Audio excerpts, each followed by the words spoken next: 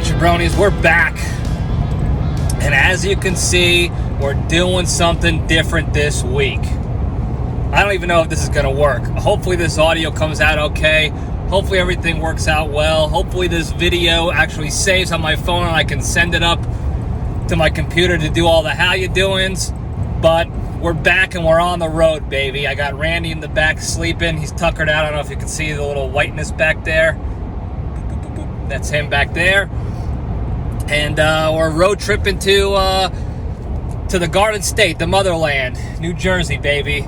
And so by the time you listen to this or watch this, I'll already be there, hanging out with the family, doing chores for my parents. You know the drill. Back in the dungeon again. I think they actually got the dungeon bathroom renovated and updated, so we got a new situation going on over there. Maybe I'll take some pictures and post them up to see what the new dungeon bathroom looks like, because as you know before, we actually filmed an episode or two in there, and it was a nightmare. It looked like a legitimate dungeon, so I'm excited to see how that looks.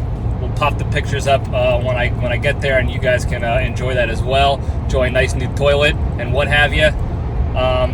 But I figured we'd do something different this week while I'm on the road, change things up, spice things up, give things, give a little something different to your guys' life. I mean, I can't even talk right now.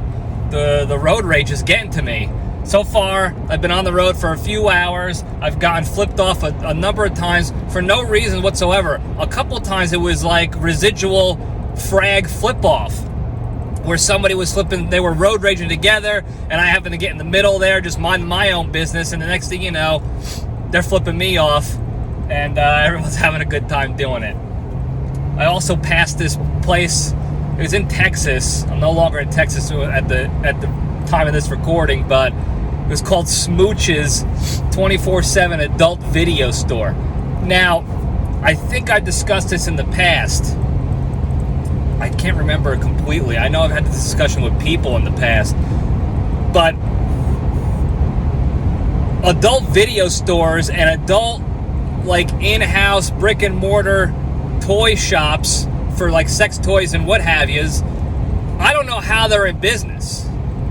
I don't know what they're selling at the video shops these days. I don't know why anyone walks into the toy stores and the sexy lingerie stores like that, going around buying stuff in these brick and mortar shops anymore, when we have the ability, to get it on the internet. And it's discreet, it's anonymous. Nobody's got to know that you're buying whatever it is you're buying over there, and everything's good to go. So I don't know what's going on at Smooch's. We might have to do some sort of investigative journalism of the LPDS and get in there and see if we can interview some folks in there and see exactly what the hell is going on in Smooch's. But it was very intriguing. Big building off the highway.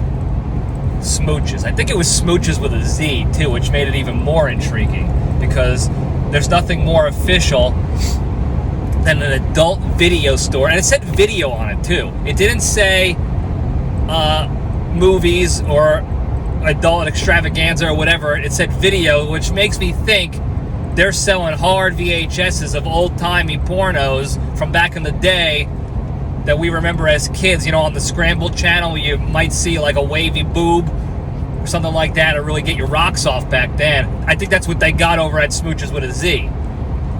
But anyway, that's what I got going on right now so far on this road trip. You know what I might do? I think I'm going to do that.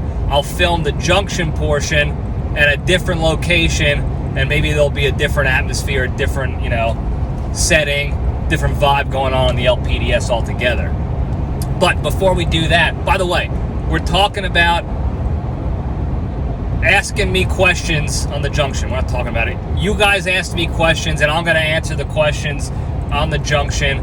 Ask me anything. I saw a couple of them so far. Very entertaining stuff.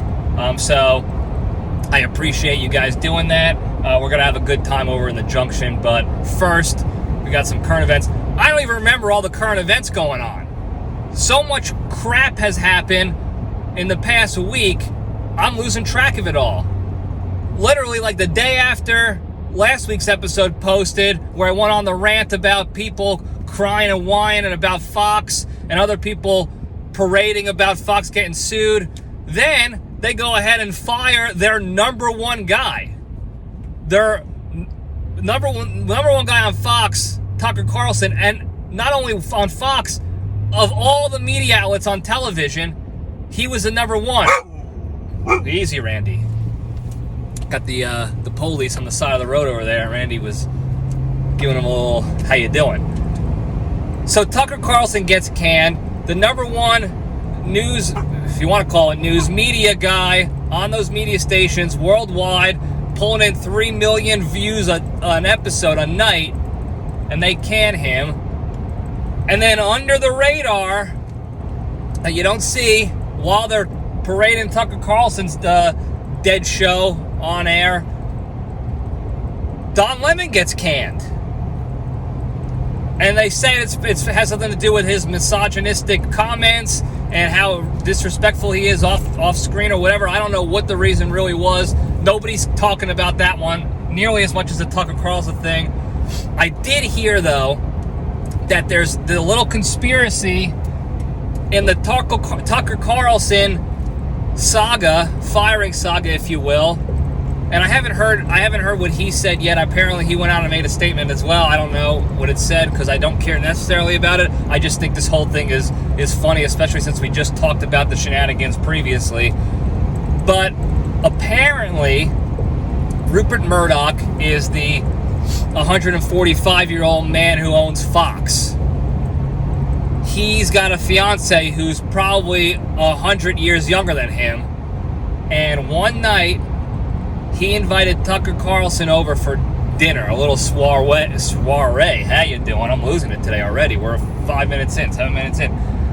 And again, this is all allegedly. The fiance was obsessed with Tucker to the point where she thought he was like the second coming of Christ almost. And I'm not just saying almost. She brought out a Bible and started reading passages, and then he would go on these tangents that she said sounded prophetic, like a prophet. That's what prophetic means, in case you didn't know. Learn something new every day. He's going off on his tangents. She's eating it up. And apparently Rupert Murdoch didn't like that. And then you couple that with all of Tucker Carlson's January 6th stuff that Rupert Murdoch didn't like as well. And then I think some other stuff that they said was going on. I guess the lawsuit, they said that he had his hand in that and causing problems with the network. But really, Rupert Murdoch didn't like that Tucker Carlson was pulling his young lady away from him. And he cans Tucker, and he cans his fiance. She's out of the picture now. So if he doesn't like you, doesn't matter what the reason is, you're gone. And that is apparently what the story is going around the fake news waves these days. That's the only one that's really interesting to me anyway. I don't know what else you guys have heard. If you heard anything different, put it in the comments on the YouTubes or on the Facebook page or whatever, because I'll be curious to know. But right now, that's the most interesting story on this, the most interesting take, if you will, for lack of a better term, and that's what I'm going to go with, because that's what we do here. We just go with whatever's made up. Now, Don Lemon gets canned. Nobody really talks about that, but that's a big deal too, because he was a big timer. He sort of got a demotion, even though he didn't call it a demotion, and then they finally just got rid of him under the table. And then nobody's talking about this at all, because it's really not an important story compared to the other two. The CEO of MSNBC or CNBC, same thing pretty much. They're all owned by the same people. I don't know if he got canned as well, or he stepped down like a forced resignation because he was doing inappropriate sex stuff with an employee, like a worker of the network. That's what an employee is, you idiot, Libretti. Jeez, you don't have to explain everything. So, just like we said last week, the circus act continues. This happens to everybody. All of these networks are going to get it. They continue to get it. They have been getting it. So before we start posting about one or the other, poking fun at one or the other, thinking that one is better than the other and one is more objective and this is where you get the real stuff, They're all garbage. It's all a clown show, okay? It's all snake oil sales that they're selling us so they can get views and likes and money. Meanwhile, they're all corrupt and criminals and liars and cheats and whatever else you want to call them under the table. Pedos, probably. I'm sure Rupert Murdoch diddled a kid in his day. He's 140 years old. He's been alive since it was okay back in the Roman times. So that's the moral of the story for those current events. That's what's going on. Now, since I don't have notes, since I'm on the road, it's unsafe to have notes. I don't think there's anything else even worth mentioning as far as the current events go. I'm thinking real quick because I want to make sure I hit all the hard points. But I think that is it. There was a video. This is sort of a current event. A video, Jeremy Renner did an interview, I forgot where. And he was talking about his incident with the snowplow situation. And he explains what it was, the snowplow, exactly what he was driving. It wasn't just like a personally owned snowplow, like a four-wheeler that you put a plow in the front of it. It was one of those big-time commercial-sized plows with the half tracks, full tracks, I guess, on each side, like tank tracks.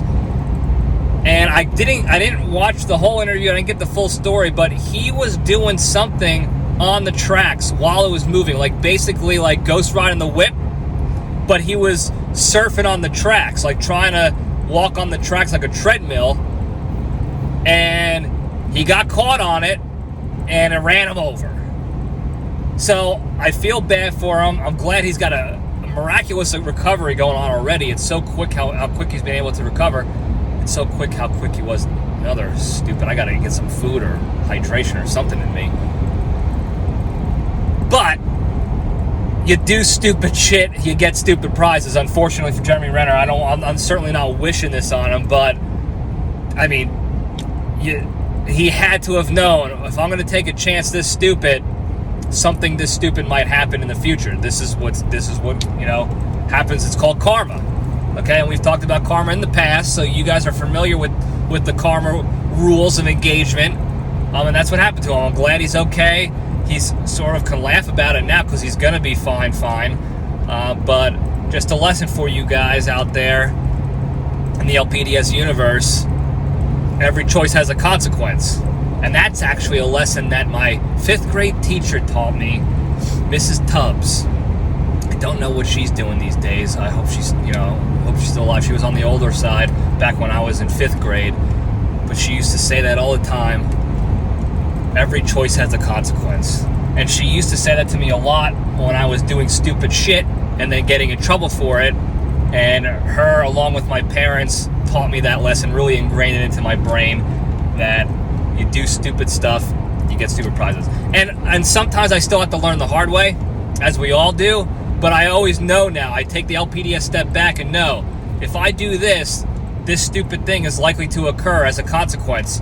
Now I weigh the options. That's what the adulting does to you.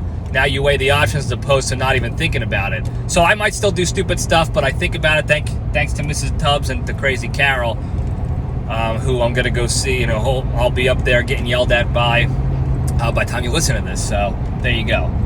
I think that's all the current events. I'm sure I missed something. A lot of stuff went down.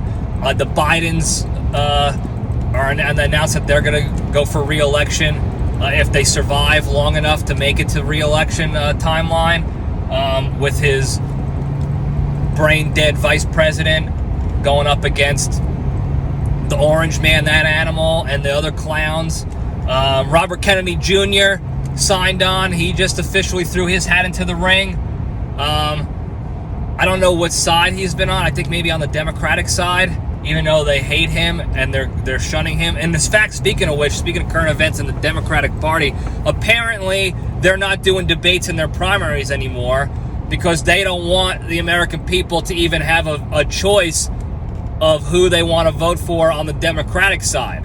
So they're just going to choose for us. And they're going to choose that old man, Rip Van Winkle, and his mistress, whatever that, Kamala Harris, however you pronounce her name.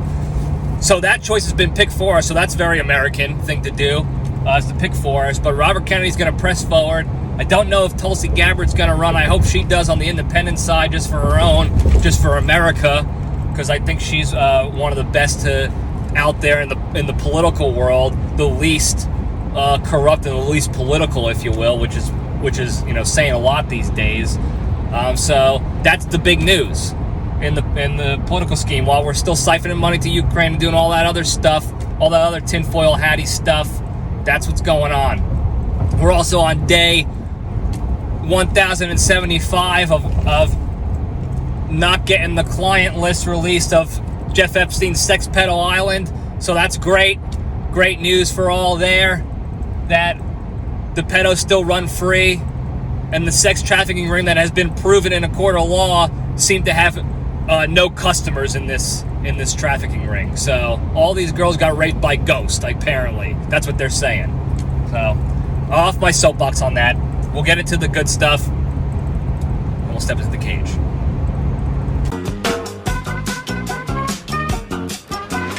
Okay, let's run. All right. Today's Into the Cage segment is proudly sponsored by this impromptu sponsor, since I don't have notes, Randy's Roadkill Cafe.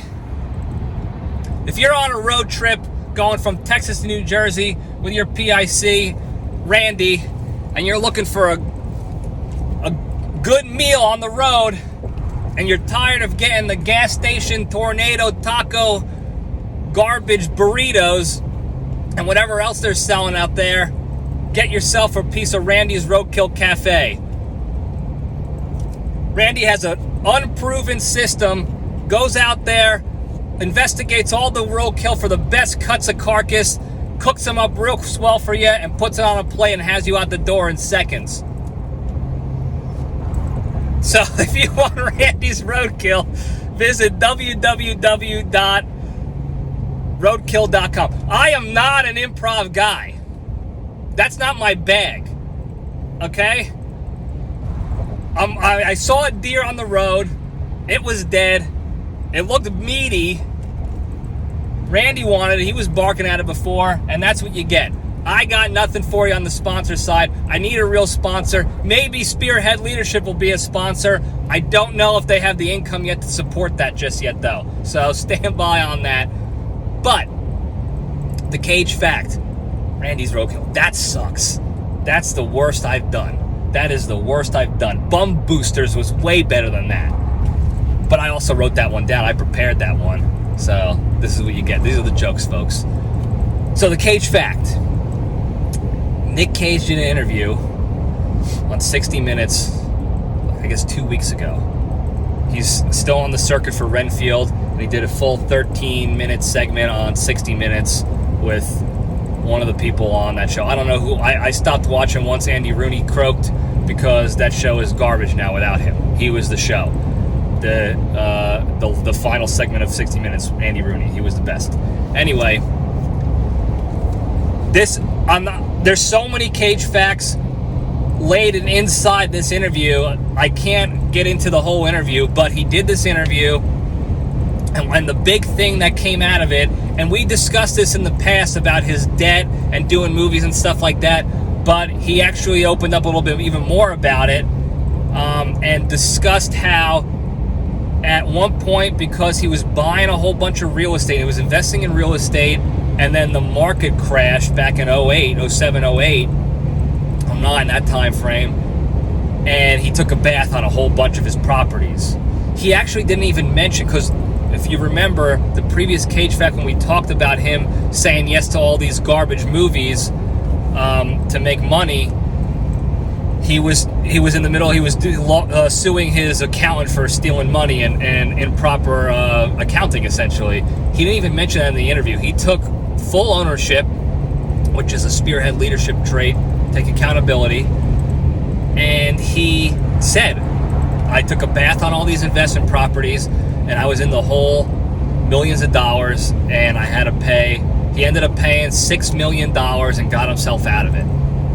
And the one thing he said was, yes, I was saying yes to all these movies, 3, 4, 5 movies a year, to make this money back and to do what he had to do to work to get out of that debt. And he goes, one thing I want to make mention of, the movies might not have been blockbuster hits or box office successes, but I never phoned it in.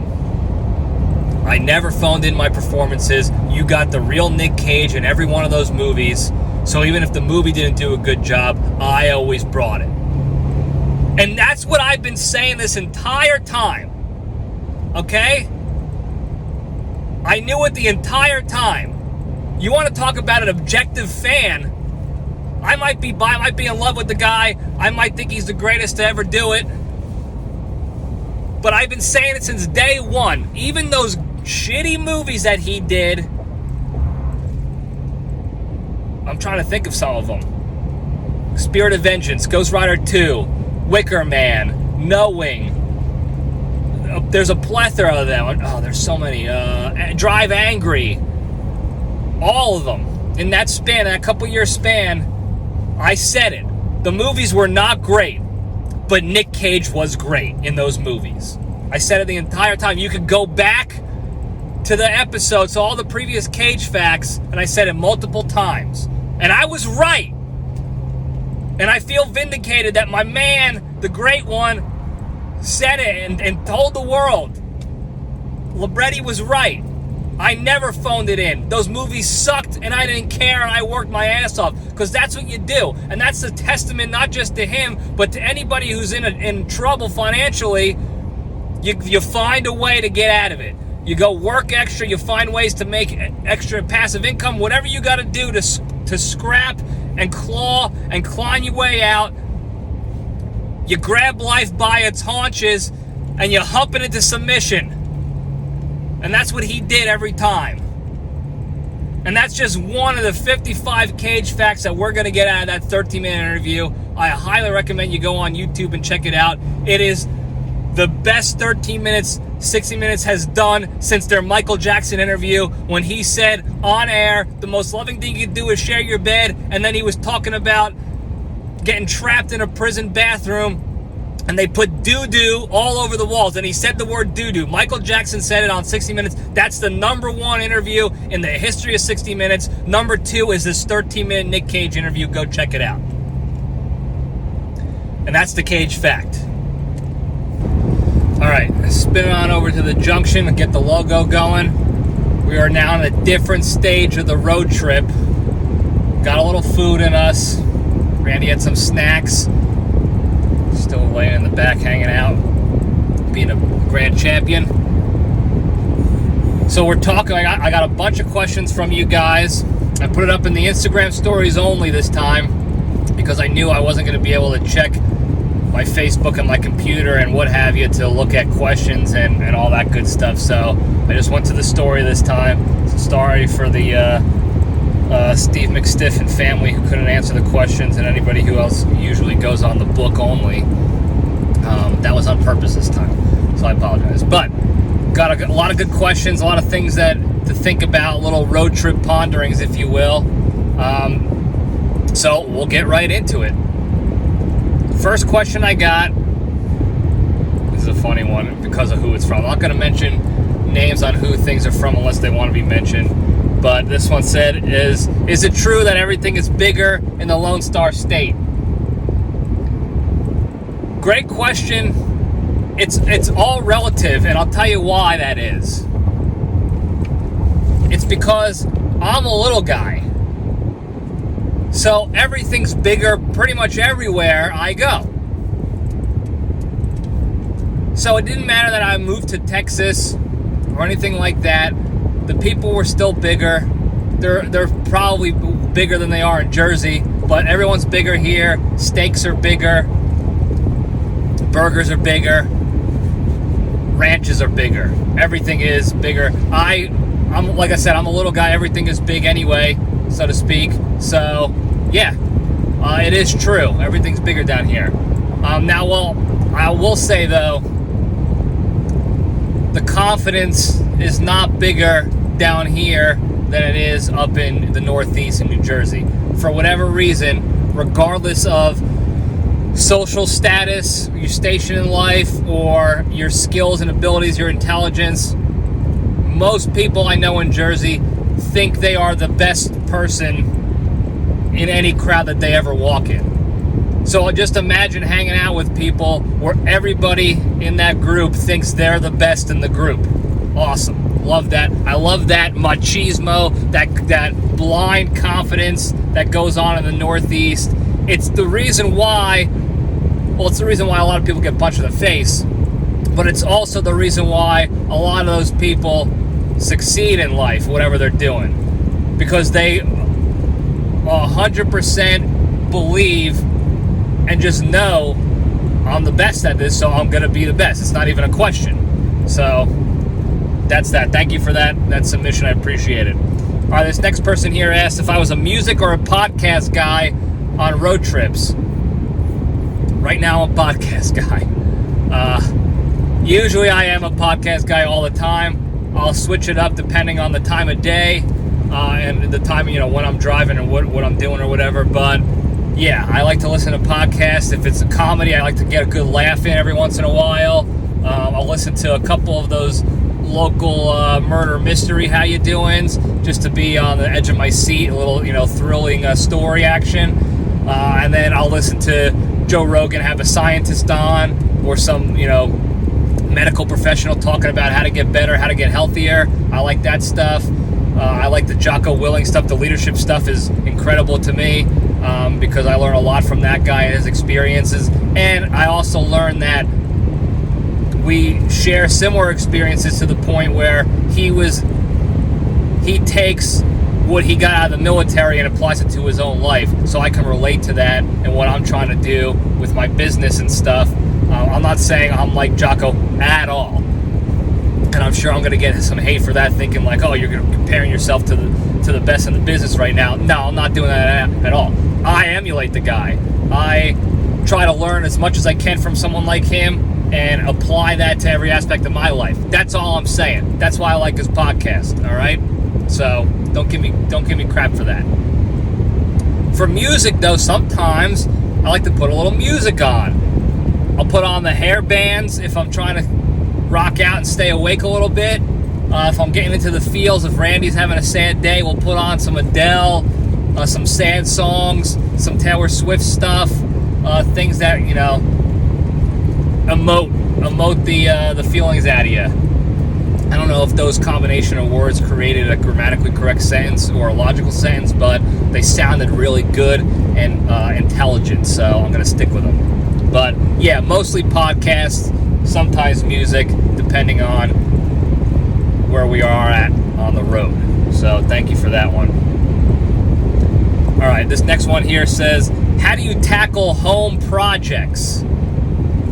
Well, depending on the project, and this is a theme in my life.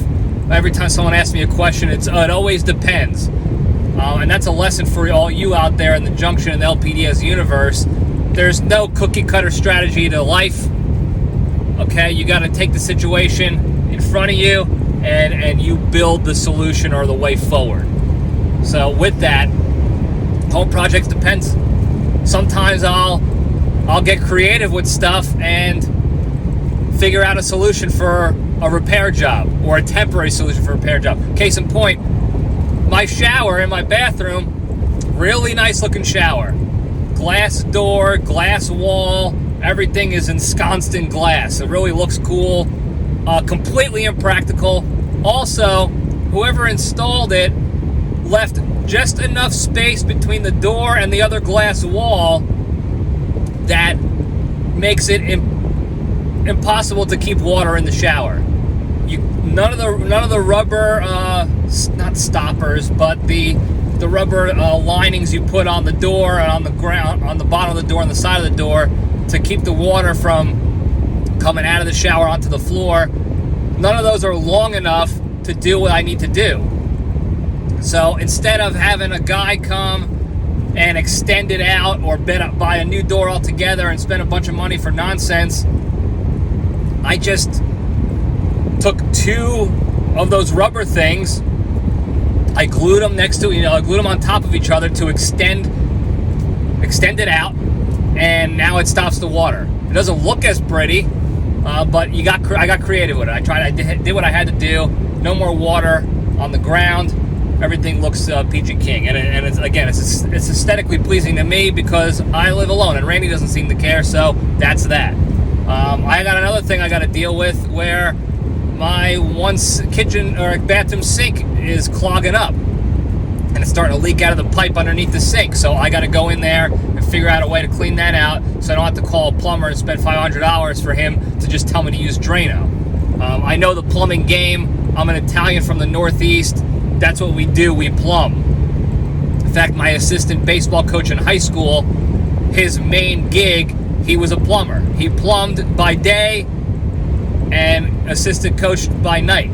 So I know a lot about plumbing, and I know a lot about plumbing scams. I'm not about to be scammed by a plumber down here in the great state, or down in the great state. I'm not in Texas anymore right now, obviously. So try to get creative. With big things, like I had a leak in my skylight, had to get a guy come and help me with that. We found a solution together. Everything was peachy king there. So that's how I tackle home projects. I look at the issue at hand, or the thing I want to do. If it's a new thing, if I want to change or add something to the house, I try to get creative to do it myself. And then from there, I'll call on a professional help as needed. Because I like to learn about this stuff. I like to work on my hands, even if it means making mistakes and creating more problems and solutions. I learn the lesson from that. That's how I learn. As you know, I learn a lot of lessons the hard way. So there you go. But thank you for that question. All right, moving on along here. I don't know if I have enough memory to get like a full hours-long episode of answering questions. So I'm going to try to keep it business this time. But I do like these questions, so I also like to elaborate because I'm a big mouth, and I appreciate you guys listening. So, next one here. I'm pretty sure this one is a joke. I've heard this question before. It was mildly funny at the bar scene 10 years ago when you heard it for the first time. You're like, oh, that's a clever joke or a clever question, blah, blah, blah, but I'll answer it anyway because I feel bad for the guy. Would you rather fight 25 Canadian geese-sized horses or one horse-sized Canadian goose? Probably the horse-sized goose, because it doesn't have arms. It can peck at you. Maybe it can fly. I don't know. It's pretty heavy. I don't know if it can get off the ground. And I would go after it that way. 25 tiny horses is still 25 sets of hooves, and horses are stronger pound for pound than people are anyway. So even if they're small, tiny horses, they're pretty dangerous, and 25 of them can really swarm at you. I wouldn't want to go against 25 regular geese, so I'll pick the one horse-sized goose. Thank you for that question. Thanks for trying. All right, next one here. Moving on along. Who was your most favorite boss and least favorite boss you've ever had? That's a good question and a tough one, because I had a lot of good bosses and supervisors that taught me a lot, and I had a few bad ones too. And some of them that ended up being the best bosses I had weren't necessarily good bosses, but they taught me the most, and they cared the most about trying to be a good leader and stuff. And even if they failed or they thought they were doing something effective and it really wasn't, they still tried and cared. So I can't really answer the favorite boss one. I had a lot of them, a lot of good bosses. My least favorite, I'm not going to mention any names, but it was a job I worked when I was a kid, through high school and college even, and even to this day, I bet you if I still talk to this lady, she would still treat me as if I was a 16-year-old kid who didn't know anything about anything. And that's how it felt like when I was in high school. Even the simplest, most menial things, I was treated like a child, like I'd never done any of this before, when I was doing it, my whole life practically, most of that stuff that the job was. I'm not going to give any details into it because I don't want people reading in too much and thinking it's them or it's their friend or somebody they know. I assure you, none of you know this person. It's from a previous life. But yeah, right up until the last day of work, everything they did, they micromanaged me, treated me like a child. I was a college kid. I was like 22 years old because I graduated college late because I'm stupid probably. And I was still working there to make money in my off time. And all I was doing was simple picking up broken objects and replacing them with fixed objects. I didn't have to fix anything. I just had to replace it with the fixed stuff that some smart guy fixed. And the micromanaging and the talking down was just demoralizing, and it almost convinced me at the time that maybe I was incompetent and I needed to have my hand held all the time. I'm glad that wasn't the case. I'm glad I snapped out of it and realized that wasn't the case. But you don't want to be that kind of person as a supervisor, as a leader, even as a friend. You don't want to talk down to people who, even if you think you're more experienced in a certain subject or sport or job or activity than they are, that's a great way to make them feel like shit and make them not want to even get better at that or participate or hang around you at all as a friend, and certainly not as an employee. So I won't forget that because of that feeling that they made me feel. So there you go. Thank you for that question. All right, the next one here is the stupidest thing you did while in the military. Luckily, I didn't do anything stupid like while on the job. And all my friends and brothers in arms can attest to that, I think, because I don't remember anything offhand that I did that was so stupid. I was like, I can't believe I did that. But something I did that was stupid, I think I actually told this story too, while I also was in the military, was we got pretty drunk one night downtown at this place I was stationed at. I don't know if you guys can see with the glare or not in this camera angle, but it's glaring me right now. Maybe that'll be better for you guys. Sorry for all you in YouTube land who are dealing with some glare, but that's what you get on the road. That's some of the stuff you got to deal with here. So we're just gonna keep adapting or dying. But we got pretty drunk. Luckily, we had a designated driver, except there was like 7 of us, and he didn't have room for all of us. But we stuffed ourselves in like a clown car anyway, and we were all living on base at the time. And we got up to the gate, and we couldn't go onto the base with 7 people in the car because the driver would have gotten in trouble for that. That's a safety violation. Excuse me. So what he did was he dropped a bunch of us off on the side near the gate, and he's like, hang out, I'll drop these guys off, I'll come back and pick you up, and then we'll go through the gate, everyone will be safe and sound. Perfect idea, everything was going as planned. I had to go take a leak. And this is for all those who don't remember the story when I told it episodes ago. I don't even remember when, but I know I told it before. So I was like, okay, I'll go find this tree. We're kind of in a wooded area anyway, and I'll go take a leak. Mind you, I'm drunk. No question about it. I couldn't walk a straight line if I was tied to a tether. So I go and I seemingly unzip and I get to the business. Then we get to the gate. Gate guard comes. Actually, here's the funnier thing. We walked up to the gate. We didn't want to wait for our friend because he was taking a while to drive people. It was a big base. So we're like, well, we'll just meet him in front. We were allowed to walk in, so no big deal. We had our IDs. We were good to go that way. We decide to walk up in a formation as if we were in a car, except walking. So we had a driver, passenger, and I was in the back seat. And the gate guard, excuse me, I squeaked a little bit, puberty. The gate guard, he played along, and he's like, oh, I see you fellas are trying to keep it safe here. And he goes, what's wrong with your passenger friend? And he points at me, and I was like, nothing's wrong with me. I said, I'm just drunk, so I'm not driving. And he's like, looks like you had a little accident. I looked down. I didn't unzip my pants when I peed. I thought I did. I thought I had a handle on everything, but I didn't, and I peed my pants. I'm a grown adult, maybe 24 years old, 23, 24 years old. Peed my pants in public, and I got busted for it by guys protecting our safety and security on a military base. So that's probably the stupidest thing I ever done. I made it home okay. He laughed it off. Our friend picked us up. I got out of my pee pants. I got into a shower, cleaned myself off. I still had the wherewithal to get that done.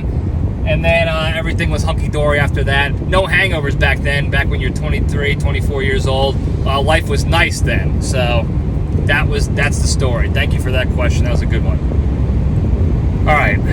This one here, I kind of like this question here. It's, how can you tell when an Italian restaurant is not a real Italian restaurant, when they're saying it's homemade, authentic Italian, but it's not? What are some of the telltale signs when you walk in? Well, the first telltale sign that's the most obvious in the history of signage is if you're walking into a building and on the outside it says Olive Garden. If you're walking into a restaurant and it says Olive Garden, you're getting slop. You're getting garbage, reheated frozen meals made in some factory in Oklahoma City by some bum, and you're going to eat that slop, and you're going to eat those stupid fake dildo breadsticks and the trash salad that everyone's, oh, it's free soup and salad, or unlimited soup and salad and breadsticks, or whatever it is, and the salad's pretty solid. It's garbage. It's iceberg lettuce, and it's some ultra-processed dressing. It's trash. Okay? So if you see any building you happen to be walking in, or your family's taking you there, or your baseball coach is taking you there, and you look up and it says Olive Garden, walk away. You're not going to get a good meal. You're going to get a terrible experience by a bunch of frauds. All right? The next thing you want to look at, and this is if you get into a restaurant that says we're homemade Italian, we're not Olive Garden, you can usually tell by the type of bread that they put out on the table. First things first, if they're not putting bread out on the table, that's it. That's a huge red flag that it's not an authentic Italian place. Okay? Even in Italy, when you go and eat at your family's house or whatever, if you have family down there, their bread's on the table. Okay? And you're eating bread and you're dipping it in oil with some crushed red pepper, hot pepper in there, and it's delicious.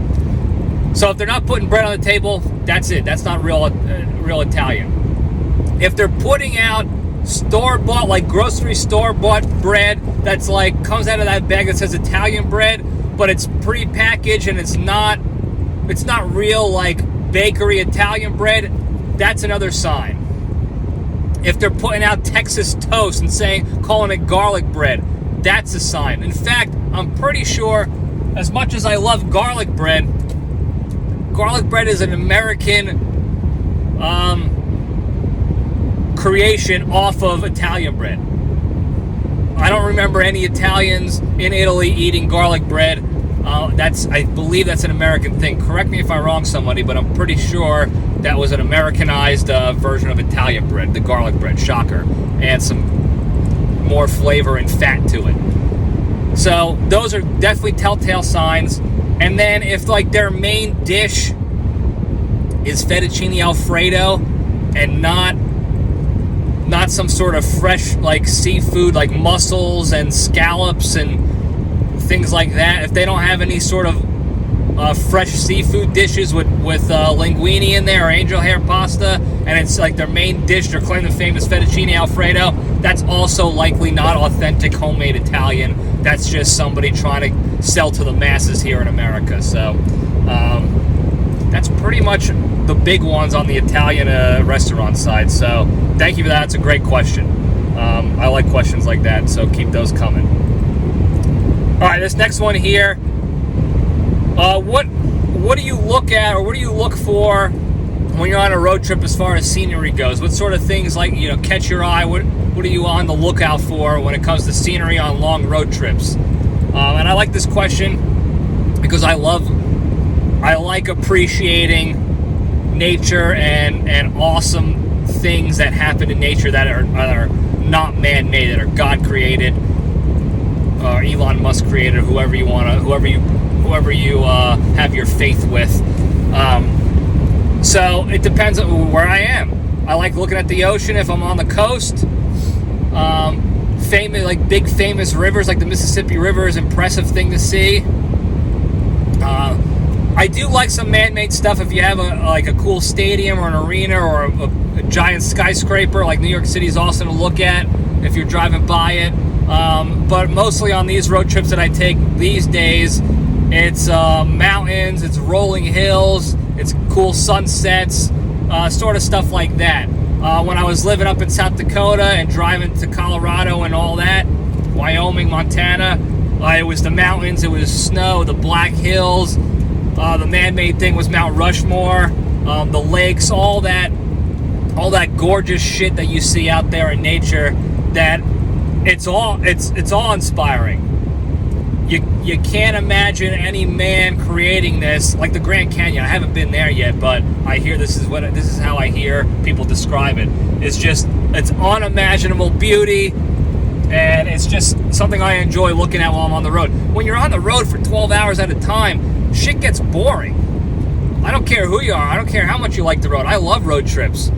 But shit gets boring sometimes. So being able to see cool sights and scenery like that keeps me going for sure. And then, of course, if there's any one of those like Ripley's Believe It or Not or Guinness World Record sites that you know are on your route, I like to go check those out, like the big balls of yarn or the biggest rocking chair and all that shit. That's cool to me too. If I have the time, I like to stop at that stuff and check the box there. So, great question. Thank you for that. All right. This next person here just said drive safe.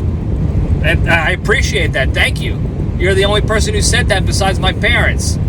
I actually believe my parents said don't die, which is the same sentiment, just slightly different verbiage. So thank you for that. No question, I am going to drive safe. I understand that you think that I'm going to be reckless doing a podcast while driving, but I assure you everything is above board here. So I appreciate that. All right, this next one here. Top 3 baseball and top 3 non-baseball memories at your time in college and every riddle. All right.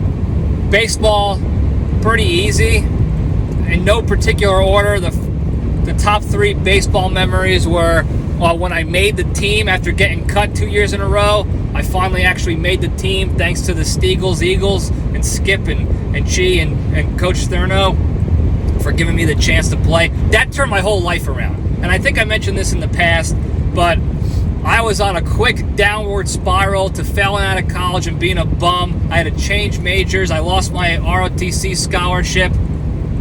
I was becoming a nobody fast. I had no motivation to do anything. My money was gone by then. I couldn't even continue flying because I had no money because the school took it all from me. I was a loser. And then when I made the baseball team, that set the stage for me to get my life together. It motivated me. It gave me a new lease on life. I finished school. I got a regular GPA to pass. I commissioned in the Air Force. Out of that, I ended up making captain of the team, even though I didn't play much. It was awesome. So that's definitely a top 3 memory baseball-wise. The next one is gotta be when my senior year we were in the national tournament opening round, it was called, and if you win that tournament, that championship there, then you make it to the World Series over in Idaho. We were in NAIA at the time, not NCAA, and that's how it worked. You win your conference tournament, and then you get a high seed in the opening round tournament, and if you win the opening round tournament, you automatically get a bid to the World Series. And then if you came in second place and you were good enough, you still might get to the World Series, but to guarantee the World Series chance, you had to win the opening round tournament. So it's a double elimination. We already had one loss, and we were playing the team in the championship that I think we already had one loss. Never mind. I'm confusing that with the conference tournament. Never mind. We're playing the team that was our arch rival that year, St. Thomas. They're a pretty scrappy ball club. They were kind of trashy. Their fans were super trashy. Like the parents that would show up to the games, they were way trashier than the players were. The players were pretty typical college kids, cocky kids who thought they were good at baseball, and they were, just like we were. And so we would jaw at each other a lot. And that's just how baseball is. But when the parents are like shitting on kids playing the sport, it was wild. It got out of hand. So we wanted to beat these guys, and they gave us a run for our money throughout the entire year. In fact, in the conference tournament when we played them, we lost once to them, and we had to end up beating them twice to make up for it, to win that tournament. So we're in the championship game. They're owning us all game. We're down 2-1. And we got a man on first and second, 2 outs in the bottom of the 9th inning. And my brother, Bonji, gets up to the plate against this guy who threw really hard, and he also had a dirty off-speed pitch. But he threw cheddar. Definitely threw 90s. People usually couldn't hit him. Now, anybody who knows anything about Bonji knows that he was not proficient in the off-speed pitch hitting category. And I think he would admit to that as well. So we were a little nervous, but he gets up there, he's working the count. Next thing you know, this guy hits. He throws like a slider or an off-speed pitch, and Bonji cranks on it down the line. Easy double for him, but we're trying to get this win. So the guy at second scores easily, Tony Robbins. He scores easily. And then our catcher, Toolsby, I was supposed to pinch run for him. I always pinch run for the catcher. And he told me to piss off. He was going to run it because he hated St. Thomas and their fans, and he wanted to be out on the field to get this W. He sprints his ass off around third. Bonji hits this one all the way to the wall practically. Toolsby scores the game-winning run. We win the championship, and we make it to the World Series. I'm crying. We're screaming to Dogpile. We were screaming at Goolsby to get the home plate. I can't even describe the story because it was so chaotic. We had a guy, DBD, if you remember from my Halloween story, or one of my Halloween episodes, I talk about the kid on our team who dressed like Ronald McDonald and then was crying, and all the makeup was running down his face when he was crying and drunk, and he looked like a serial killer. He's crying again. Before Bonji gets this hit, he's in the dugout crying, thinking we're going to lose, because I think he just struck out the at-bat before in like an embarrassing fashion. Don't quote me. DBD, if that's incorrect, I apologize. So he's crying. He goes from crying to screaming to cheering to dogpiling in a matter of 30 seconds. It was the greatest feeling ever. It was probably a better feeling than when we won the state championship in high school, because we 10-run ruled that team in high school and we dominated that tournament, and it was almost like a formality winning that game. It was still cool and all, but this game by far was the greatest feeling that we had. Bonji saved the day, the game-winning hit. I think it's on video everywhere. You can hear everyone screaming and yelling. We're jumping up and down, running. You can see us running down the base pass to beat Toolsby to home plate. It was amazing. So that's definitely another memory, unforgettable. The third one, I'd probably say, this is just selfish me, vain me, is when I hit that pinch hit grand slam. It was a spring break game, and if you don't know anything about college sports in the South, we start baseball in January, and then come spring break in March, a lot of these northern colleges come down for their first games of the season down south because it's warmer still down there, and in March in the north, it's obviously still cold and shitty. So we were playing the spring break team. I think it was Ave Maria from the north. It was like their first or second game of their season. We're up 10-2, 10-1, 10-2, something like that. This guy's walking everybody around the bases. So our coach Skip's like, hey, Sarge, get on in there, go pinch hit. Cold, right off the bench, no warm-ups, nothing. Hey, go pinch hit. So I was thinking, like, okay, cool. I'll work this walk pretty easily. The guy hadn't thrown a strike in 3 batters. I'll work this walk. I'll get an RBI. My on base percentage will continue to go through the roof. and we'll win the mercy rule, 11-1, 10-run rule. I get up there, first 3 pitches, ball, easy. No, I didn't have to do anything. A good thing because I was cold, I wasn't warmed up. Next pitch was down on my ankles. I take off to go to first like I walked, and the ump calls it a strike. And my roommate at the time, the public enemy number 1 in the LPDS, Corey Davids, was actually announcing the game, doing color commentary, and he was calling me out for showing up the umpire because I was walking to first base like I had to walk, and the guy pulled me back, so I had to get back up there. The next pitch I foul off. It was a cock shot right down the dick, right down the middle, fastball, flat as ever, and I foul it straight back, and I was like, that's it, I missed my chance, so I'll just see what I can do and try to work this walk. Well, this poor bastard threw the same pitch again. We were talking 3-2, full count, bases sauced, 2 outs, and your boy's up at the plate, and this poor bastard threw that same flat garbage right down the dick again, and I happened to get a piece of it, and I hit it over the left field fence for a home run, and I pretty much sprinted around the bases. Everyone was dogpiling me like we won the World Series. Corey Davids was on the mic, on the commentary, saying, "Do you believe in miracles?" Like the USA versus Russia hockey game, a miracle on ice. And then, as if it wasn't funny enough, our coach, Skip, went over to the head coach of the other team to apologize and explain why we were dogpiling after a mercy rule game. Now, real quick, we didn't end the game right there. We had to go play the field for the bottom of the inning before we mercy ruled the team, so I played third base for 3 outs, and then we won the game. But our coach went over to their head coach to explain to him, hey, we weren't trying to, we didn't mean to look like we were shoving it in your face and being disrespectful in Bush League, but this kid never plays. He sucks. He's garbage. He was a cheerleader. He does our laundry. He sniffs our jocks, and we gave him a chance, and that's why everyone was celebrating that he hit this home run, because he'll never hit a ball out of the infield again. So he had to pretty much explain to their other coach that this was a make-a-wish at bat and no hard feelings. So that was great, and he made sure he told the entire team when we got into our little huddle after the game. He's like, don't worry, guys. I told the coach we weren't being Bush League, that we just had this Make-A-Wish kid get up at the plate. So that was a vote of confidence for sure.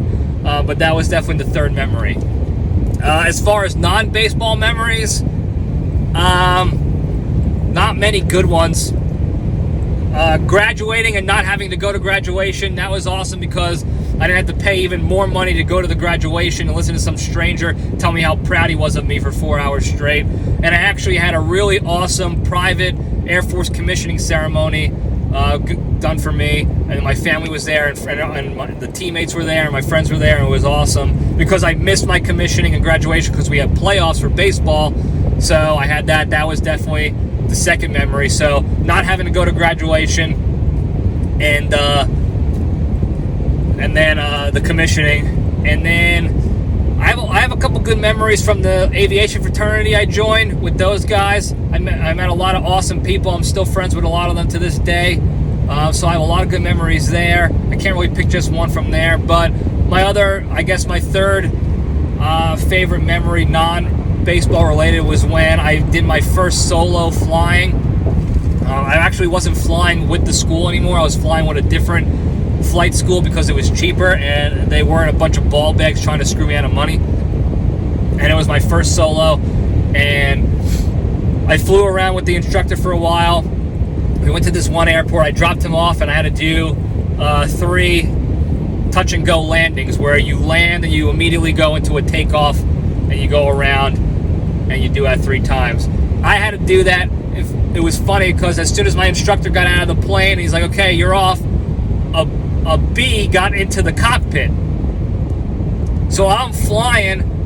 On the radio, I sound calm, cool, and collected, but while I'm flying, I'm clicking the radio, I'm looking at my checklist, and I'm swiping this bee away with my checklist to make sure that I don't get stung and attacked by this bee while I'm trying to land by myself for the first time. So that was hectic in there. Nobody saw it but me. I wish I had a camera at the time. But I did all 3 landings. I crushed them. landed, and my instructor was like, awesome landing. He's like, look great. And he's like, why are you sweating? And he's like, were you nervous? I was like, no.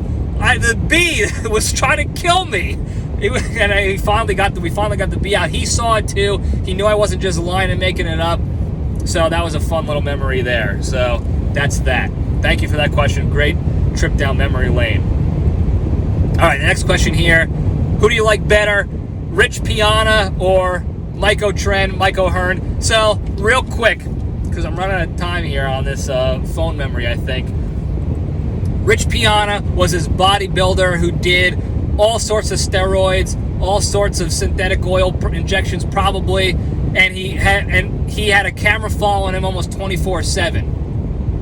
And his videos were wild. The content he put out there was wild stuff. He was always drinking like powdered egg crystals and saying God damn it and fucking shit and all this stuff. Sorry, Terrence Family Show. Go check out Rich Piana. He's a legend in the content world and the bodybuilding community for that reason. And he actually called the shot, really. He said years ago, he's like, look, all the stuff I do, the steroids and the stuff, he's like, it's not healthy. I don't recommend you do it. I have to do it. Like it was like a mental thing with him. He had to do it. He didn't know anything else in life. He's like, I'm going to die early. I'm going to die in the next few years. And sure as shit, the guy died a couple years later. After that, I think it was like 2018, he died. So no more Rich Piana content, but I still see reels with his content on there, and it brings back good memories of watching him. Mike O'Hearn is the guy you've been seeing on Instagrams and TikToks lately with all the Mike O'Hearn memes of the jack guy with the flowing golden locks of hair, and he's flexing and he's shirtless and he's wearing white pants, and they have all these funny captions in there. He's a bodybuilder. He's been claiming forever that he's a natural athlete, natural bodybuilder, doesn't do trend, which is a steroid, doesn't do steroids. People, push back on that and say he does. I don't care. I think he's an awesome bodybuilder, super smart guy, but these memes took over my life for the past couple weeks. I can't get enough of them. So, tough one to pick. I think overall, Rich Piana is the king of the content game for that, and then Mike O'Hearn after that. So, thank you for that question. All right, two more. I gotta hit them real quick. Essential road snacks. I'm all over the place with the road snacks.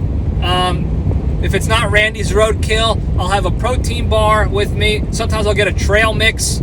But most of the time, it's for long road trips. I go full shit bag with it. I'll hit the fast food joints for some chicken McNug daddies. I'll hit the gas stations for their breakfast sandwiches and coffees. I don't care. I'll eat it all. I've eaten gas station sushi before and lived to tell the tale. When I'm on the road, my body morphs into this iron tank, this septic tank that can handle anything, and I don't get sick, I don't get diarrheas, nothing. I can deal. So that's why I don't mind doing that. I'll go stop at like a Circle K and get whatever's been on their heat under their heat lamp for the past 3 months. And then of course I always have Reese's somewhere standing by for a couple of Reese's Piece Daddies. So good question though. Last one here. This is going to be a long one, or it could be a long one, but it was, if you could pick a fantasy baseball team from movie baseball characters only, what would your fantasy pick to your roster be? I'm not going to go down the line all the way, but I'll pick a few out because I would have to really map this one out and think about it thoroughly and figure out who's playing where and what relievers I need and what positions and who's going to be a pinch hitter. And there's a lot of science that goes into the art of baseball that people don't realize if you don't know ball. But I got to have Wild Thing on there. That's an easy one. I don't know if Shoeless Joe Jackson counts because he was a real baseball player, but he was also in Field of Dreams. So I'm going to leave him off to the side with a little asterisk on there. Kevin Costner's character in Bull Durham, I forgot his name, Crash Bandicoot or whatever it was. He's my catcher all day, every day. Tony Danza from Angels in the Outfield is on there for sure. Oh, there's so many. Holy crap. There's there's so many good baseball movies with great characters. Roger Dorn, after he takes all those practice pitches off his chest and becomes a man again, he ended up becoming clutch. So I liked Roger Dorn out there. He's a bit of a wild card, though. Maybe I'd go with Parkman from Major League 2 because he can hit the long ball pretty confidently. Rowan Gardner, Rosenbagger from Rookie of the Year because he threw like 200 miles an hour. So I definitely have him. Damn, there's so many. I'll have to come back to this at a later time as well. Maybe I'll do another video later on or an entire episode dedicated to this. Maybe I'll bring the Creature on or Bone Crusher or Wet Cat or somebody I know in the baseball world that we can actually go through that. But those are just some of the characters that I would put on there for sure. And then this final question I got here. So thank you for that question. That's a great question. Definitely needs an entire episode to dedicate to it. This one right here, final one. Who do you think you are? I'm Toby. I get this question every time I do an Ask Me Anything. It's from The Office, if you don't know. I love that episode where Michael Scott is giving Toby Flenderson his exit interview, and he's asking him, who do you think you are? But he's got all these witnesses, so he has to word it appropriately. So that's why I get that all the time. So thank you for that. That's all we got. If I missed your question, I apologize. I thought I got all of them written down and prepared. So thank you guys for the feedback. That was awesome. I hope you guys enjoyed this little road trip episode. I hope it comes out okay. If it doesn't, I apologize. There's only so much you can do in post when it comes to these videos without the proper audio equipment installed and all that techie how you doings. So hopefully it comes out good and you guys can enjoy it. Before we go though, really quick, the big three. The three pillars of the LPDS to staying strong and being a better human being, a happier human being, a less stressful human being. Number one, exercise every day, even if it's going for a walk. I've been doing lunges when I walk Randy on this road trip. We'll do lunges around the parking lot to keep the body moving and shaking. Number two, don't be a shitty person, be a good person. When there's the opportunity arise to be an asshole to somebody, just don't do it, okay? Inaction in this case is the best action to take, and you decrease that level of shittiness going on in the world. Simple as that. I'll get into that more in a different episode, though, for you guys. Number three, the most important one, be genuinely thankful and grateful for all the good you have in your lives because you never know when it's going to be gone. I just heard a story of a guy. He's in one of my business mentoring groups that I'm in. He was starting his own business, restarting his life, getting his shit back together. He was in there for months, working his ass off, doing this and that. Come to find out earlier this week that he was murdered. And he's gone. So, find those good things in your life, the good people, the good experience, everything. Think about them actively every day and be grateful for having them. For having those people, having those experiences, being able to wake up the next day and have a life. And instead of taking it for granted and thinking that you're going to be invincible and you'll get it the next day because you never know when it's going to be gone. So, that's all I got today. Don't forget to like and subscribe. If you have any other episode ideas for the future, we'll do a baseball roster one, a movie baseball roster one for sure. But send them my way. Hit the hotline, 202-670-1114. I did get a hotline call, but I'm not going to put it on this episode because I don't have the ability to do it with this format right now. Excuse me. So next episode, I'll put the hotline calls on there. So give it a call, 202-670-1114, and we'll have a good time with it. Otherwise, tell your friends and enemies and all the how you doings about the goodness that this show brings to your lives. Thank you guys again. I love you all. Stay strong.